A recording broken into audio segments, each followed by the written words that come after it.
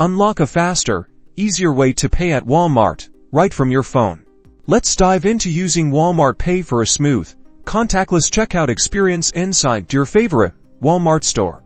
First things first, make sure you have the Walmart app downloaded on your smartphone. Once the app is open, confidently tap on the Pay option, usually found towards the bottom of the screen. This is your gateway to effortless payments. Now, it's time to add your payment method. Tap on Set Up Walmart Pay or Link Payment Method. You can add your debit card, credit card, or even a Walmart gift card. Simply enter your payment details, follow the on-screen prompts to verify your information, and once it's linked, you're ready to conquer checkout. When you're at the register, just tell the cashier you'd like to use Walmart Pay. They'll have a special QR code ready for you. Open your Walmart app, tap on the Pay button again, and this will reveal your unique payment QR code. Hold your phone steady, about a foot away from the scanner. The scanner will read the code, and your payment will be processed instantly. You'll typically see a confirmation on your phone and the register that your transaction is complete. And that's it.